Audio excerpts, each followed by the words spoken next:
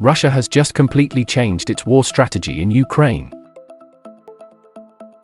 Russia enters defense mode as offensive in Ukraine falters. Russian forces in Ukraine have adopted a defensive position in Ukraine after 4 weeks of being on the offensive.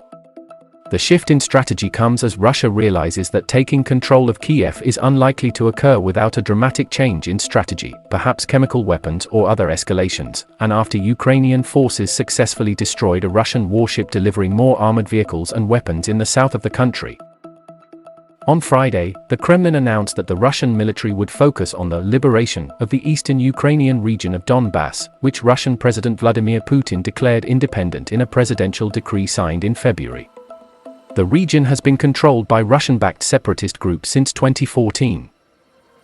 In a briefing, the head of the Russian General Staff's main operational directorate Sergei Rudsko said that the primary objectives of the first phase of the so-called special military operation have been accomplished and that they have substantially reduced the combat power of the Ukrainian military.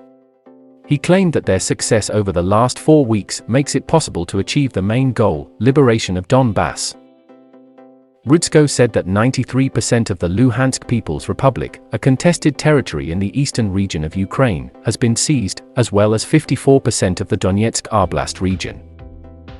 United States National Security Advisor Jake Sullivan said on Tuesday that the 3 primary goals of the Russian invasion of Ukraine were to subjugate Ukraine, enhance Russian power and prestige, and to divide and weaken the West.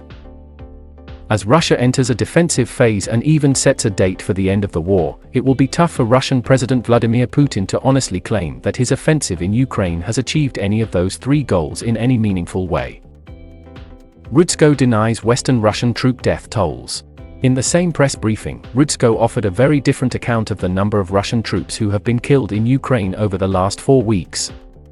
In what was the first update to the Kremlin's initial death toll on March 2, Rudsko claimed that only 1,351 Russian troops have been killed in the war.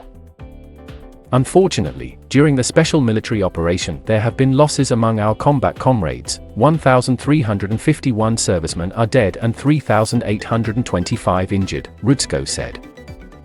The state will take upon itself all decisions to support their families, to bring up their children right up to receiving higher education, repaying all loans and resolving their housing issues. It's substantially lower than claims from the Ukrainian General Staff of the Armed Forces that over 15,000 Russian soldiers have died in the country so far. NATO's own estimates of Russian troop deaths also sit at between 7,000 and 15,000. If Western estimates are accurate, it means that Russia has lost more troops in 4 weeks than it did in 10 years during the Soviet-Afghan War.